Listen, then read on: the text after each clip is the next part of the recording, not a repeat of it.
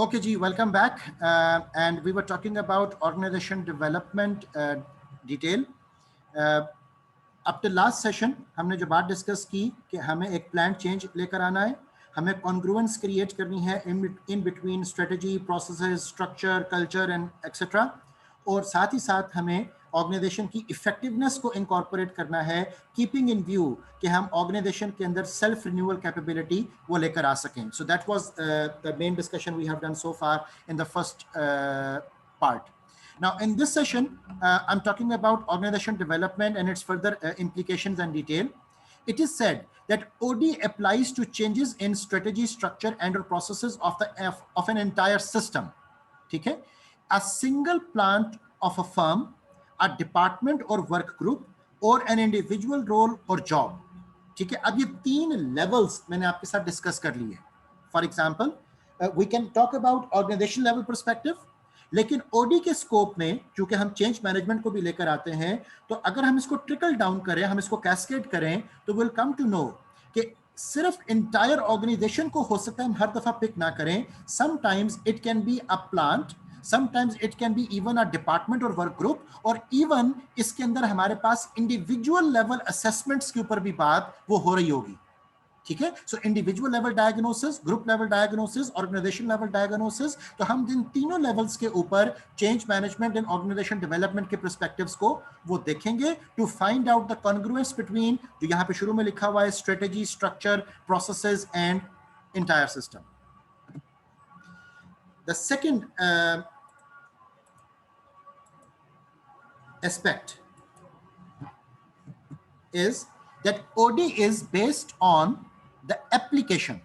ठीक है? इसमें सिर्फ आपने थ्योरेटिकल मॉडल्स को रट्टा नहीं लगाना है, आपको उसकी एप्लीकेशन साइट पे जाकर देखना है कि आप एज ए प्रोजेक्ट जब इस सारे चीज को लॉन्च करोगे तो उस लॉन्च के लिए आपको किन किन बातों को मद्देनजर रखना है. ठीक है? जैसे आपको मैंने प्रोजेक्ट मैनेजमेंट में बताया कि you need to know the cost, you need to know the scope, you need to know the quality, you need to know the procurement, you need to know the like HR. तो आपको different perspectives में उसकी application site को देखना है, और हर एक OD practice को आप एज ए प्रोजेक्ट वो टेकअप करोगे. ठीक है? तो अब इसमें आप कौन हो? आप OD प्रैक्टिशनर हो, OD कंसल्टेंट हो. काम क्या है? ऑर्गेनाइजेशन के प्रॉब्लम्स को हल करना है. आपको स्टार्ट कैसे करना है? आपको क्लाइंट के साथ जाकर नेगोशिएशन करनी है और आपको एक प्रपोजल पेश करना है. अगर वो प्रपोजल विन हो जाएगा तो फिर आप उस प्रोजेक्ट के ऊपर काम शुरू कर दोगे. तो basically the thing which I am trying to tell you कि ये एक सिस्टमैटिक प्रोसेस है. So OD is based on the application and transfer of behavioral knowledge and practice. The third thing, that OD is concerned with managing plan change. It is an adaptive process for planning and implementing change. ठीक है? The fourth aspect जिसके ऊपर हम बात करना चाहते हैं related to the OD, that is OD involves both the creation and the subsequent reinforcement of change. ठीक है? बाज़ औक़ात हम तब्दीली वहां पर लेकर आते हैं, और बाज़ औक़ात हम ये भी बताते हैं कि तब्दीली के प्रोज एंड कॉन्स वो क्या होंगे, because every change would be having in its default values कि उसमें कुछ चीजें ऑर्गेनाइजेशन की फेवर में होंगी और मुमकिन है कि कुछ चीजें ऑर्गेनाइजेशन के फेवर में ना भी हों. तो जो भी उसके प्रोस एंड कॉन्स हैं, जो भी उसके सब्सिक्वेंट रीइंफोर्समेंट एस्पेक्ट्स हैं, उन तमाम को हमने मद्देनजर रखना है when we will be talking about organisational development practice. Okay? यहां पर एक और बड़ी इंपॉर्टेंट बात याद रखिएगा कि हर चेंज में एक इनहेरेंट कैपेबिलिटी होती है टू रिवर्ट बैक. ठीक है? ये आपको मैंने चेंज मैनेजमेंट की डिस्कशन में भी बताया था कि हर चेंज में एक इनहेरेंट कैपेबिलिटी होती है टू रिवर्ट बैक. तो हमने इस बात की कोशिश भी करनी है कि हम उसकी इस इनहेरेंट कैपेबिलिटी को भी चैलेंज करें और हम वहां पर उस चेंज को फ्रीज कर दें. जैसे आपको मैंने कर्ट लुइन का जो चेंज मैनेजमेंट का मॉडल था उसमें आपको बताया था कि we have to unfreeze movement and refreeze. Okay? तो अब वहां पर आपको उस चेंज को फ्रीज करना है ताकि वो चेंज रिवर्ट बैक ना कर जाए. तो दैट इज द रीजन कि यहां पर उसने एक्सप्रेशन यूज किया सब्सिक्वेंट रीइंफोर्समेंट ऑफ चेंज. अब फिफ्थ एस्पेक्ट जो मेजर एस्पेक्ट है in the discussion related to the OD, it is saying that OD is oriented to improving organisational effectiveness, यहाँ पर ऑब्वियसली इफेक्टिवनेस से मुराद उसकी परफॉर्मेंस है, लेकिन इसमें दो assumptions वो जहन में रखना बहुत इंपॉर्टेंट है, जिसके बरक्स जिसके जिसके बगैर आप ऑर्गेनाइजेशन डेवलपमेंट के कॉन्टेक्स्ट को प्रॉपरली इंप्लीमेंट नहीं कर पाओगे. द फर्स्ट assumption is कि an effective organization is able to solve its own problems. ठीक है, ये assumption है हमारे पास. अदरवाइज अगर एक ऑर्गेनाइजेशन के अंदर कैपेबिलिटीज ही नहीं है, वहां की मैनेजमेंट इस काबिल ही नहीं है कि वो ऑर्गेनाइजेशन को चला सके, तो जाहिर है कि आप एक सिक यूनिट को एक हद तक ही प्रमोट कर पाओगे, उससे ज्यादा ओडी कंसल्टेंट का स्कोप ऑफ वर्क नहीं होगा. ओके, तो हमारी पहली assumption while we are acting as an OD consultant वो ये है कि an effective organization is able to solve its own problems, number one, and focus its attention and resources on achieving key goals. ये बहुत important चीज है OD consultant के हवाले से. द रीजन बीइंग कि अक्सर औकात ये होता है कि हम एक ओडी प्रैक्टिस शुरू करते हैं, ऑर्गेनाइजेशन के अंदर चेंज का पूरा सेटअप डेवलप करते हैं, और अगर सपोजिटली उस चेंज की जो ड्यूरेशन थी, उस इंप्लीमेंटेशन की जो ड्यूरेशन थी, दैट वाज फॉर 2 years, तो हमें 6 माह के बाद पता चलता है कि the organisation is running out of budget. तो अगर 6 माह के बाद the organisation is running out of budget, तो इसका मतलब ये होगा कि the change process is killed. ठीक है, हमें प्रोजेक्ट मैनेजमेंट का अगर मैं लिटरेचर यूज करूं तो जो वर्ड हमारे पास आएगा कि द प्रोजेक्ट इज टर्मिनेटेड या प्रोजेक्ट इज किल्ड. ठीक है, ये दो एक्सप्रेशन यूज किए जाते हैं पिम्बॉक गाइड के हवाले से. तो अब आपको ये देखना होगा कि कहीं पर ऐसा नहीं हो कि ऑर्गेनाइजेशन अपने रिसोर्सेज में एग्जॉस्ट कर जाए. तो अगर ऑर्गेनाइजेशन अपने रिसोर्सेज में एग्जॉस्ट कर जाती है, तो आपकी सारी की सारी जो चेंज एफर्ट होगी वो धरे की धरी रह जाएगी. तो पहली assumption हमारे पास ये है कि it is an effective organisation जिसमें के प्रॉब्लम सॉल्विंग कैपेबिलिटी मौजूद है, और secondly they can pay attention and they are ready to go for investing into that particular change. Second assumption is that an effective organization has both high performance, including financial returns, quality products and services, high productivity, continuous improvement, जिसको आप Japanese literature में kaizen approach भी कहते हो, and high quality of work life. Okay, तो यहां पर अब हमने इफेक्टिव ऑर्गेनाइजेशन को भी साथ डिफाइन कर लिया कि इफेक्टिव ऑर्गेनाइजेशन से मुराद क्या है. ओके, अब एक और बात याद रखिएगा, अक्सर औकात आपको ऐसी ऑर्गेनाइजेशंस का भी वास्ता पड़ सकता है, सामना हो सकता है कि which are totally disastrous. Okay, वहां पर बेशुमार ऐसे मसाइल हैं कि जिन मसाइल को हल करना आपके बस की एज एन ओडी कंसल्टेंट वो बात नहीं है. आई वुड स्ट्रांगली रिकमेंड कि ऐसी ऑर्गेनाइजेशन के प्रोजेक्ट्स को टेकअप मत कीजिएगा अनलेस एंड अनटिल आपको इस बात की श्योरिटी हो कि आप उन चैलेंजेस को मीट कर सकते हो. ओके, अदरवाइज इसकी मिसाल बिल्कुल वैसी है कि जैसा कि एक डॉक्टर के पास एक बिगड़ा हुआ कैंसर का पेशेंट आता है. ठीक है, तो अब डॉक्टर को ये देखना पड़ेगा कि क्या वो उस कैंसर को रिमूव करने की कैपेबिलिटी रखता है या नहीं रखता. ही हैज टू डिसाइड, और she has to decide it. Okay, अगर उस डॉक्टर को इस बात की फीलिंग आ रही है या उसने सारा एनालिसिस करने के बाद ये बात जज की कि I can not operate this patient, ठीक है, तो अगर आप उस पेशेंट को ऑपरेट नहीं कर सकते हो, तो रादर देन कि आप ऑपरेशन करके उसके कैंसर को फर्दर बिगाड़ो, आप एक्सक्यूज कर लो. और इसमें कोई शर्म की बात नहीं होती, ये आपकी ग्रेटनेस है कि आपने सिर्फ अपने मफाद को, अपने रिटर्न को, अपनी फीस को अपने जहन में नहीं रखा, आपने उसको एक्सक्यूज कर लिया. And then what doctor would do, the doctor would refer that patient to a bigger setup, a bigger hospital. तो बिल्कुल उसी तरह हम भी बाज़ औक़ात अपने क्लाइंट्स को रेफर कर देते हैं to the bigger consultancy agencies और बिगर अथॉरिटीज जो कि उस किस्म की प्रॉब्लम को टैकल अप वो कर सकती हैं. तो ये बहुत इंपॉर्टेंट स्टेप याद रखिएगा in the career of the organisation development perspective, in the career of the OD practitioner, कि आपके लिए सबसे ज्यादा ट्रिक पॉइंट ये होगा कि which projects to take up and which projects to drop. Okay, and बड़ी एक हम्बल एडवाइस आपको दे रहा हूं कि never try to pick every project, because many a times आपके पास वैसी कैपेबिलिटीज नहीं होंगी कि आप उन प्रॉब्लम्स को टैकल अप कर भी सको. Okay, so that is the second assumption we have when we talk about OD development and practices. Now, जी मिनहाज साहब, you can turn on your microphone and ask the question. Sir, ये जो process of change है, it's itself basically बड़ा resistant type एक जी concept होता है जी जिसमें सारी दुनिया एक तरफ हो जाती है और कुछ लोग एक तरफ हो जाते हैं. जी And we are also assuming that when you receive some request for organizational development या कोई strategy making, hmm we are assuming that the management or the executives want that ji or desire that. Ji Because उसके बगैर ये it's impossible to implement or reinforce or anything else. Obviously.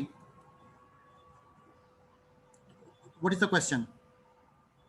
So this was my question because till the time हमारी जो culture है local institutes जी वो it is mostly a resistance to the change.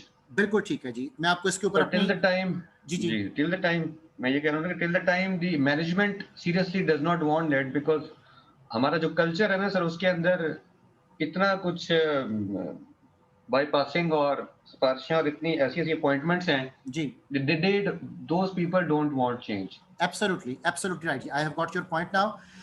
आपको मैं इसके ऊपर बड़ी अपनी एक इंटरेस्टिंग एग्जांपल बताता हूँ. आपका क्वेश्चन एग्जैक्टली एड्रेस भी हो जाएगा. Once an organisation hired my services as an audit consultant. वहां पर 3 डायरेक्टर्स थे. उन 3 डायरेक्टर्स में से the one director who contacted me was my client. We went there.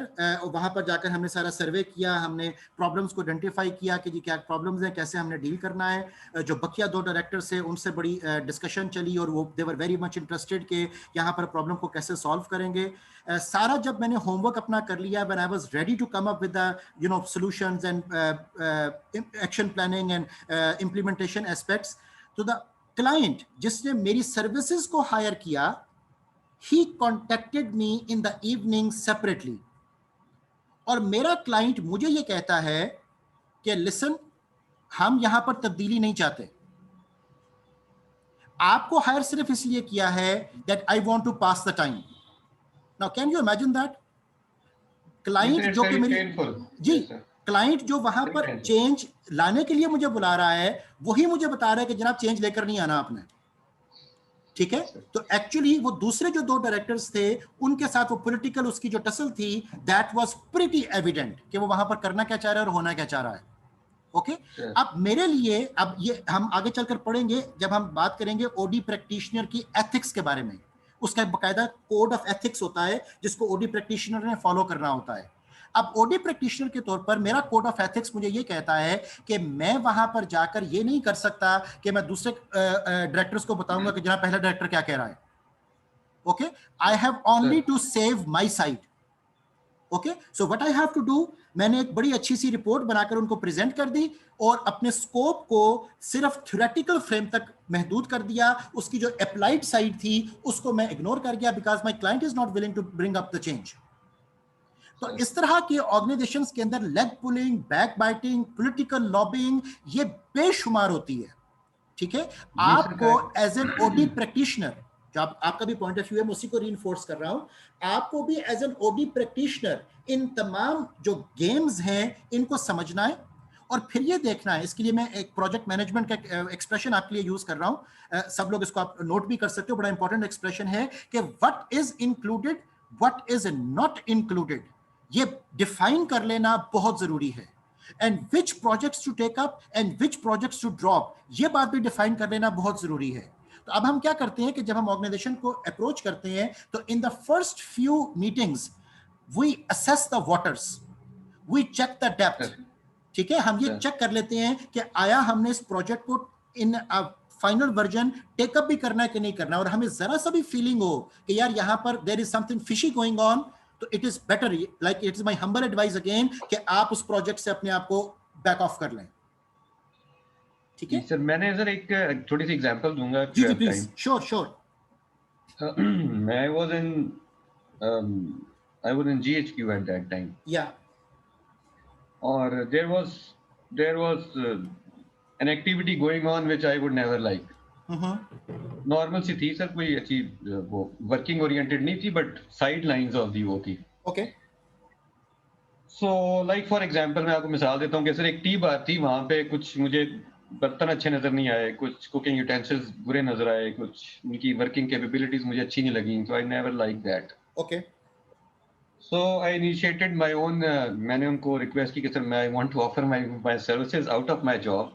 I would spend some time to buy a crockery and train these cooks and waiters because यहाँ पे थोड़े से कुछ foreigners भी आते हैं and I Okay. feel कि ये बेहतर होना चाहिए. Sure. उन्होंने कहा जी बिल्कुल करें और मैं गया सर, मैंने राजा बाजार से बड़ी अच्छी क्रॉकरी ली उनके लिए. I specially trained the waiters, manners and cooks जी. और उनका मैंने सिस्टम चेंज करना शुरू किया. I change the menu, I circulate किया. तो डीजी वाज वेरी बड़े अच्छे, बहुत ही नाइस और पढ़े लिखे आए ऑफिसर थे फ्रॉम इंजीनियर्स. उन्होंने कहा मिनहाज ये करेंगे, आप इनसे पूछें कि इनको जो बुक्स चाहिए, let me know, we will offer them free books. Okay. But they have to read it. And after reading, they will deposit it back to the library. Okay. तो ये हम सर्विस करेंगे ताकि इनकी ओवरऑल डेवलपमेंट हो जी. तो वो भी अच्छी चीज थी. तो आई आस्क्ड देम, मैं सबके पास विजिट किया मैंने और पूछा मैंने. So I got a very burst response from them. Okay. And later I regretted my own decision of because वो सब अपने कामों में इतने बिजी थे. They never, मैं ये नहीं कहता कि वो उनकी प्रायोरिटी नहीं थी कि about all these. वो कहते हैं टूटे कप में मिल जाए यार, तंग ना करो, बस काम करना. Done. बट इसी तरह मगर जब उन्होंने बुक्स के बारे में ये कहा तो they never wanted to read. वो कहते यार अपना काम कम है कि तू ऊपर से ये भी ले आया उठा के. बिल्कुल ठीक है. सो थिंग्स लाइक दैट एक बड़ा मुझे नेगेटिव सा लिया. They were not dynamic. Okay. Environment अच्छी नहीं लगी मुझे वहां की. Okay. This was just a hint of that. Okay. कि हमें पूछना चाहिए कि are you serious about bringing the change first. Very right जी, वेरी राइट. मिनहाज साहब, अब आपकी इस एग्जांपल को मैं कुछ टर्मिनोलॉजीज दे देता हूं ताकि जो हमारे बकिया पार्टिसिपेंट्स हैं वो भी इसको पिक कर लें. आपका जो कंसर्न था वहां पर वो प्लान्ड चेंज नहीं था, इट वाज ओसीबी. अब मैं उसको बिहेवियरल साइंस का मैं फ्लेवर दे रहा हूं आपकी सारी एग्जांपल को. ओसीबी हम कहते हैं ऑर्गेनाइजेशनल सिटीजनशिप बिहेवियर. ठीक है, कि आपने out of your own goodwill, out of your own concern, आपने एक पॉजिटिव जेस्चर वहां पर दिया कि you wanted to bring some change जो कि पॉजिटिव इंप्रेशन वहां पर लेकर आएगा. ठीक है, लेकिन when you came up with your OCB, आप जब ऑर्गेनाइजेशनल सिटीजनशिप बिहेवियर के साथ वहां पर आप आए, आपने एफर्ट पुट की, आपने उस चेंज को लाने की वहां पर कोशिश की, and the people were resistant. ठीक है, so they were not willing to adopt what actually was intended कि वहां पर वो तब्दीली आए. अब उस मकसद के लिए क्या करना होगा? अब इसी पॉइंट को मैं ओडी प्रैक्टिशनर के तौर पर लेकर जा रहा हूं. अब जब ओडी प्रैक्टिशनर आएगा ना, तो बाज़ औक़ात ओडी प्रैक्टिशनर जो है वो डंडा चलाकर भी काम कर सकता है. बिकॉज जब आप एक कंसल्टेंट को हायर करते हो तो what ever is consultant is saying, चाहे वो कह रहा है कि मेडिसिन से काम चलेगा या वो कह रहा है ऑपरेशन किया जाएगा, आपको उसकी बात माननी पड़ती है.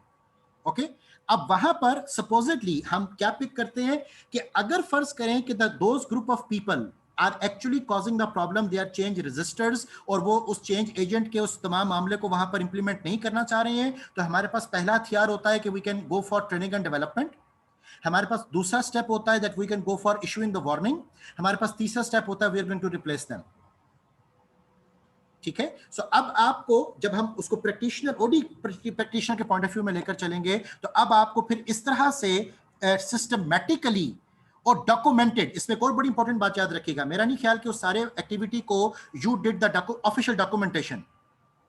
ओके सर, उसमें जो नेक्स्ट हुआ ना सर, डॉक्यूमेंटेशन और वार्निंग्स एंड वो मैंने आई ट्राइड दैट बट वो I was not allowed to do that. जी ऑब्वियसली, क्योंकि उस वक्त लाइक आपको उन्होंने as an OD consultant hire नहीं किया ना, आपकी अदर जॉब ड्यूटीज होंगी, आपकी अदर रिस्पांसिबिलिटीज होंगी, so they actually never engage you in that. लेकिन अगर हम इस तरह की सिचुएशन में ऑफिशियली किसी को एंगेज कर लेते हैं तो फिर ऑब्वियसली वहां पर डॉक्यूमेंटेशंस भी होंगी, वहां पर इंप्लीमेंटेशंस भी होंगी, वहां पर फिर उसकी मैनिफेस्टेशंस आपको नजर भी आएंगी. तो वेरी राइट जी, I have picked your example and we have discussed it कि उसमें फर्दर क्या क्या चीजें जो हैं वो हमारी थ्योरेटिकल फ्रेम्स के साथ भी एसोसिएट वो की जा सकती हैं. अब चेंज मैनेजमेंट के हवाले से जब हम वैल्यू ओरिएंटेशन की बात करें तो चेंज मैनेजमेंट का जो स्कोप है that is mostly talking about cost, quality, schedule, इस तरह की चीजें. जिसके बरक्स अगर हम बात करें ऑर्गेनाइजेशन डेवलपमेंट की, तो वहां पर जो स्कोप हमारे पास आता है, अभी जैसे मिनहाज साहब अपनी डिस्कशन में बता रहे थे कि वहां पर जो हमारा स्कोप होगा it would be linked with building the human potential. हमारा जो फोकस होगा वो कॉस्ट क्वालिटी स्केड्यूल की हद तक नहीं होगा, हम ह्यूमन पोटेंशियल को बिल्ड करने की बात करेंगे, हम लोगों की पार्टिसिपेशन को कैसे लेकर आना है इसको डिस्कस करेंगे, and will be talking about the development rather than just scheduling the activities. Okay, Fatima is trying to say something. जी Fatima, you can turn on your microphone. Sir आप अभी बता रहे थे ना कि आपको क्लाइंट की कॉल आ गई थी और वो कह रहा था कि हमें चेंज नहीं चाहिए, हमें टाइम पास चाहिए. जी. तो सर आपने उस ऑर्गेनाइजेशन में क्या किया? और लाइक अगर आपने ओडी से रिलेटेड कोई काम ही नहीं किया तो वो तो फिर sir as an OD consultant वो तो टाइम वेस्ट नहीं हुआ कि आप सिर्फ टाइम वेस्ट करने जा रहे हो, आपकी कोई ग्रोथ नहीं हो रही, कुछ सीख नहीं रहे हो? नहीं बच्चा, इस एक्टिविटी से नंबर 1 मैंने बहुत कुछ सीखा. अभी आपको मैं जैसे बता रहा हूं कि उससे पहले मुझे अंदाजा नहीं था कि किस किस्म की पॉलिटिक्स ऑर्गेनाइजेशंस के अंदर हो सकती हैं. तो for me it was a tremendous learning opportunity, number 1. Number 2, obviously वहां पर मुझे सेफ प्ले करना था. ठीक है, उस सेफ प्ले करने के लिए मैंने आपको बताया कि मैंने सिर्फ वहां पर जो थ्योरेटिकल फ्रेम्स हो सकते थे, मैंने सिर्फ वहां तक उनकी डेवलपमेंट की, उसको अप्लाई करना है मैंने उसकी बात ही नहीं की. नंबर 3, ओडी कंसल्टेंट जब अपना प्रोजेक्ट टेकअप करता है किसी ऑर्गेनाइजेशन के साथ तो वो उसमें स्कोप डिफाइन कर लेता है.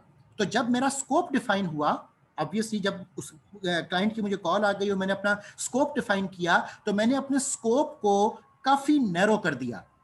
मैंने आपको अभी एक प्रोजेक्ट मैनेजमेंट के हवाले से बड़ा इंपॉर्टेंट एक्सप्रेशन बताया, ये आपको वक्त के साथ समझ में आएगी मेरी बात. और वो पता क्या है, what is included and what is not included, ये दोनों बातें क्लियर होनी चाहिए.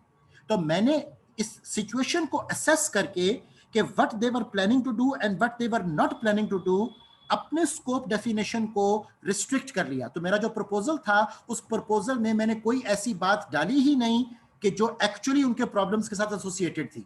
नंबर 3, बड़ा इंपॉर्टेंट पॉइंट याद रखो, आपका वहां पर ताल्लुक क्या है उनके साथ?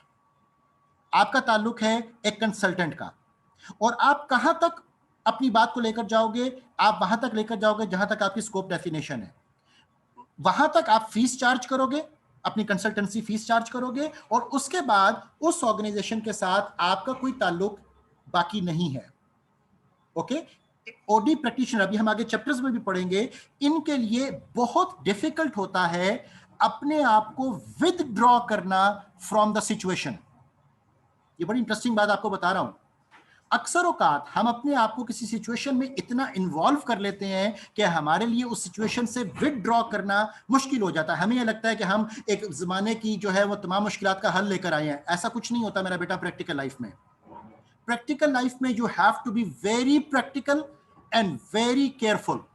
आपको यह देखना है कि आपका प्रोजेक्ट क्या है, उस प्रोजेक्ट का स्कोप क्या है, उस प्रोजेक्ट की ड्यूरेशन क्या है, आपको एबीसीडी कौन सी एक्टिविटीज परफॉर्म करनी है, और अपनी फीस लें and you are out. Okay, आप ये नहीं कर सकती हो कि ओहो हो यहाँ पर तो प्रॉब्लम्स बहुत है, मैं इन तमाम प्रॉब्लम्स को हल करने आ गया हूं, मैं यहाँ का मसीहा हूं.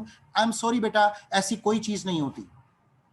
ठीक है, सो आपके जज्बात अपनी जगह, लेकिन आपको यह देखना है कि what you have to do and what you don't have to do. Therefore, मैंने आपको अभी टेक्निकली वार्न किया कि आप प्रोजेक्ट को असेस करें. अभी जैसे मिनहाज साहब ने पॉइंट आउट किया, वहां की पॉलिटिक्स, वहां की लेग पुलिंग, वहां पर बैक बाइटिंग, वहां पर चेंज रेजिस्टेंस, इन तमाम फैक्टर्स को बेटे आपको विजुअलाइज करना होता है. वरना क्या होता है, इवन बेटा यहां तक भी हमें प्रॉब्लम्स आती हैं कि अक्सर औकात ओडी कंसल्टेंट्स के खिलाफ भी केस फाइल हो जाता है. जब वो वहां पर काम करने जाते हैं तो इवन वहां के जो इंटरनल लोग हैं वो उस कंसल्टेंट को ही फंसाने की कोशिश कर रहे होते हैं मुख्तलिफ मामलात के अंदर. तो you have to be vigilant, you have to be on your guard. ये सारी खेल इमोशन से नहीं चलेगी, ये सारी खेल टेक्निकल ग्राउंड्स के ऊपर अपने आप को एस्टैब्लिश करके चलेगी. गेटिंग माई पॉइंट, और देयर इज एनी कंफ्यूजन और मोर क्वेश्चंस? नहीं sir, thank you, it's clear. Okay, so अब यहां पर जैसे हम इन दो चीजों का कंपैरिजन देख रहे हैं कि चेंज मैनेजमेंट में कॉस्ट, क्वालिटी एंड स्केड्यूल, इन चीजों के ऊपर फोकस आमतौर पे किया जाता है, which are more like operational perspectives. ठीक है, और ओडी की जब हम बात करते हैं तो वहां पर ह्यूमन पोटेंशियल बिल्डिंग, वहां पर पार्टिसिपेशन को कॉल करना, वहां पर डेवलपमेंटल पर्सपेक्टिव्स को फोकस करना, ये वाली चीजें हैं, ये वाली डोमेन्स हैं जिस पे हमारा ज्यादा फोकस वो चलेगा. Now, growth and relevance of OD की अब कुछ हम बात करते हैं कि फिर इस सब्जेक्ट फील्ड की हमें जरूरत क्यों पड़ रही है. एज यू नो कि we are living in a global village. Okay, और ये बजाते खुद जो वर्ड है ग्लोबलाइजेशन का, ये बड़ा ट्रिकी वर्ड है.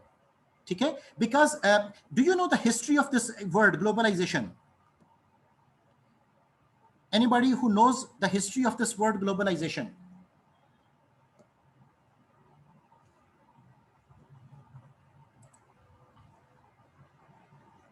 It's like when internet came, so it became a global village in that regards. Okay, generally depends on others. Yeah, global markets. बिल्कुल ठीक है जी, global markets, global village, definitely ये एक्सप्रेशंस हमारे पास मौजूद है और internet played a lot of role in that scenario. Actually ये तो आप इस वक्त करंट आप स्टेटस बता रहे हो ना कि हमें किस तरह से वो नजर आ रहा है. ग्लोबलाइजेशन के इस वर्ड की हिस्ट्री बड़े मजे की है.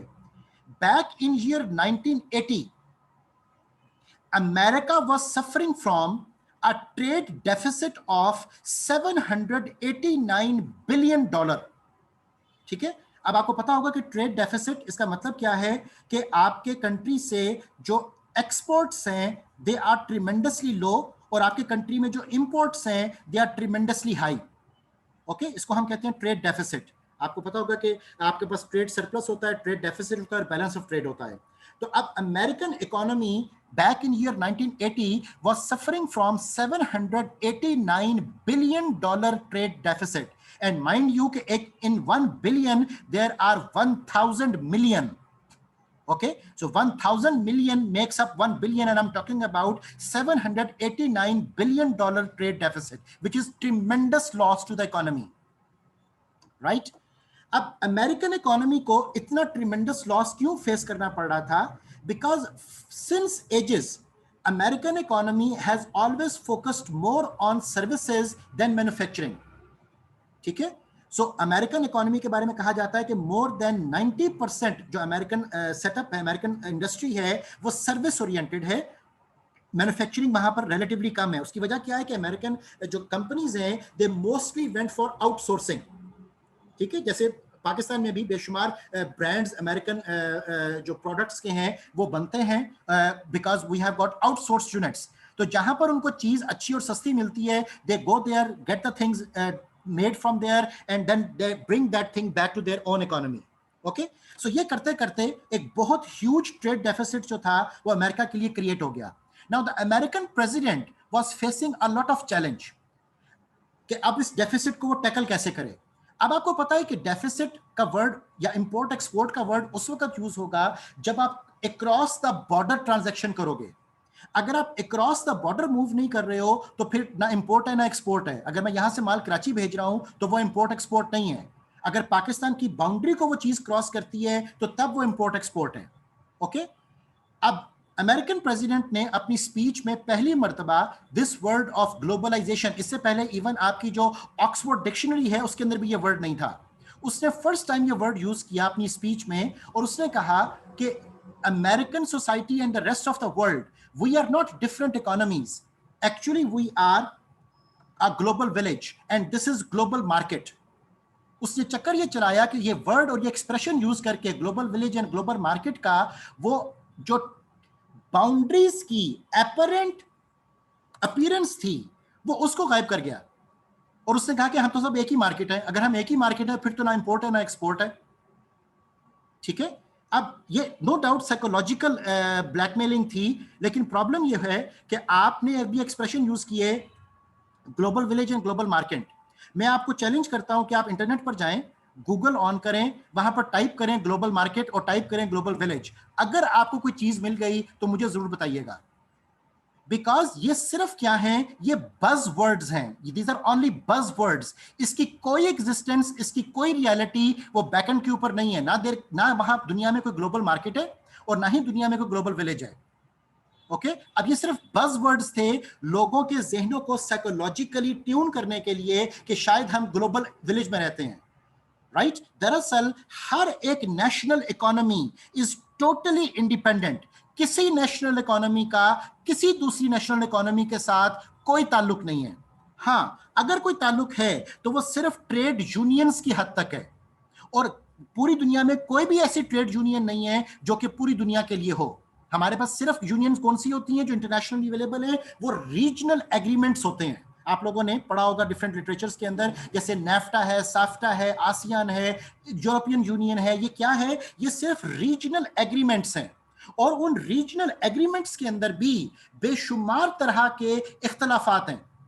ठीक है, जिन इख्तलाफात को हल करने के लिए आपके यूएनओ का क्या हुआ, आपकी वर्ल्ड ट्रेड ऑर्गेनाइजेशन का क्या हुआ, बेशुमार तरह के और फोरम्स डेवलप हुए कि वो इन जो नेशनल इकोनॉमीज के दरमियान, जो कंट्रीज के दरमियान कॉन्फ्लिक्ट्स हैं, उनको रिजॉल्व करने की कोशिश की जाए। तो इन बज़ वर्ड्स को लोगों के सामने इस तरह से पेश किया गया कि people just forgot about $789 billion trade deficit of the American economy and started talking about कि ये सब तो ग्लोबल विलेज है, ये सब तो ग्लोबल इकोनॉमी है। हालांकि ग्लोबल विलेज और ग्लोबल इकोनॉमी का कोई टेंजिबल रियलिटी कॉन्टेक्स्ट वो एग्जिस्ट और प्रिवेल नहीं करता। Okay, so this word again globalization, इसके खिलाफ बेशुमार जो है वो कैंपेन्स भी चली, बेशुमार जो है वो बाइकॉट्स भी हुए, लेकिन इसकी popularity was actually gained. Okay, Android operating system hold 87% share of the global market. याद रखिएगा कि ग्लोबल मार्केट मिनहाज साहब कोई चीज नहीं है। ग्लोबल मार्केट बेसिकली क्या है? ये 87% जो शेयर वो कैलकुलेट कर रहे हैं, ये सम टोटल है नेशनल इकोनॉमीज का। ठीक है, नेशनल इकोनॉमीज का। इसकी कैलकुलेशन कभी भी ग्लोबल पर्सपेक्टिव में नहीं की जाती, इसको नेशनल इकोनॉमी पे कैलकुलेट किया जाता है। सर, जो आपका पॉइंट ऑफ व्यू था ना, दैट ग्लोबलाइजेशन फॉर एग्जांपल, जिस तरह अमेरिका में आपने ट्रेड डेफिसिट का जिक्र किया, तो उसमें बड़ी वजह जो है वो अमेरिकन की पेटेंसी भी वजूहत है। जी डेफिनेटली, मैंने से हिंट दिया था, फॉर एग्जांपल एप्पल का software is not accessible to many.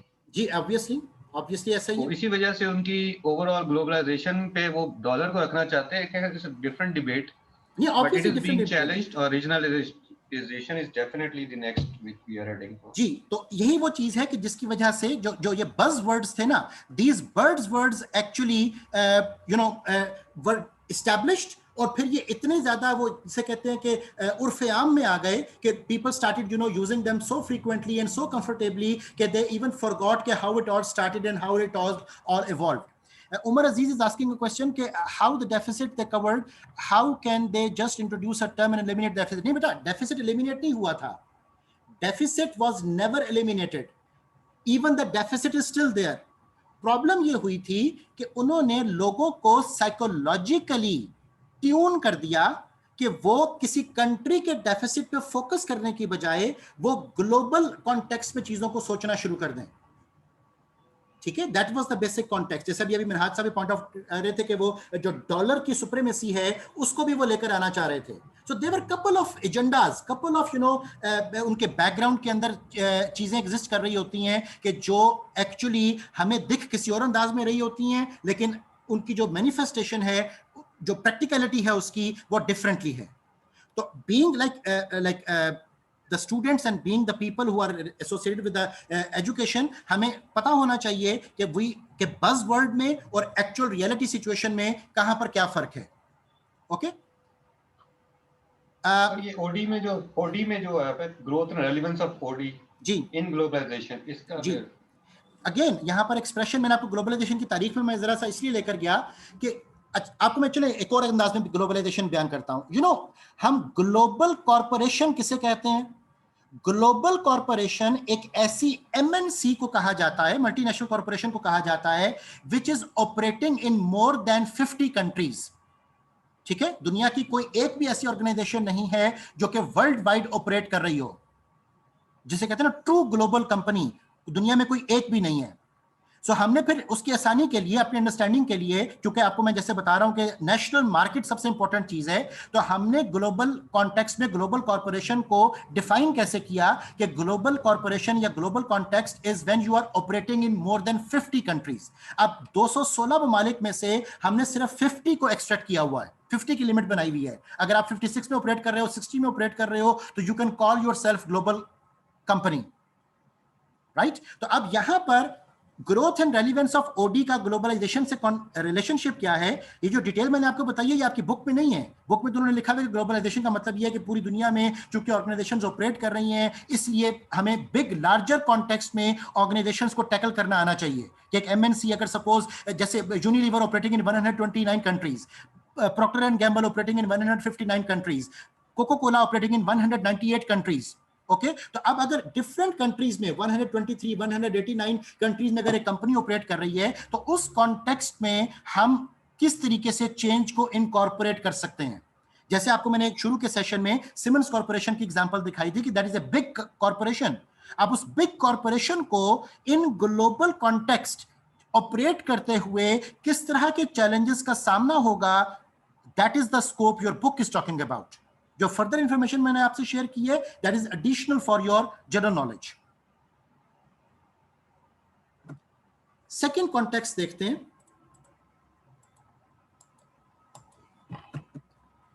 कि जब हम growth and relevance of OD की बात करते हैं तो इंफॉर्मेशन टेक्नोलॉजी ने बहुत रोल अदा किया इस कॉन्टेक्स्ट में. अब यहां पर आपको मैं फिर से क्लियर करता चलूं, इंफॉर्मेशन टेक्नोलॉजी का वर्ड हम अपनी सोसाइटी में आजकल भी बहुत सुनते हैं, लेकिन for your kind information by the turn of the century year 2000 में ये वर्ड, इसका जो स्कोप था वो कोलैप्स कर चुका है. ठीक है, in the modern world, in the developed countries, people do not talk about information technology now. अब वो जिस चीज का जिक्र करते हैं that is knowledge management. Rather than focusing upon information technology, people now talk about knowledge management. Because knowledge management का कहना यह था कि do not reinvent the wheel. आपने पहिया दोबारा इजाद नहीं करना. जिसके बरक्स जब हम इंफॉर्मेशन टेक्नोलॉजी का वर्ड यूज करते हैं तो इंफॉर्मेशन टेक्नोलॉजी, पहली बात याद रखिएगा कि this is actually the combination of two separate words. Information has got nothing to do with technology and technology has got nothing to do with information. ठीक है, टेक्नोलॉजी की डेफिनेशन क्या होती है? टेक्नोलॉजी की डेफिनेशन होती है the set of tools and techniques, that is what you call technology. और इंफॉर्मेशन क्या होती है? Information is the refined form of data.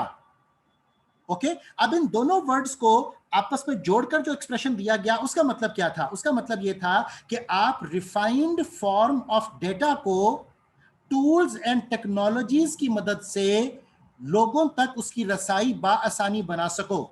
That was the whole context of information technology. लेकिन by the turn of the century, year 2000 जब हमारे पास आता है, new millennium में हम एंटर होते हैं, 21st century में हम एंटर होते हैं, तो बेशुमार world wide thousands and thousands of information technology expert people were out of the job. Why they were out of the job? Because इसका स्कोप खत्म हो रहा था. और जो new scope evolving was actually talking about knowledge management. और knowledge management ने ये कहा कि हमें सिर्फ रिफाइंड डेटा को टूल्स एंड टेक्निक से स्प्रेड नहीं करना, डिसेमिनेट नहीं करना, हमें उसमें इनोवेशन और क्रिएटिविटी को लेकर आना है.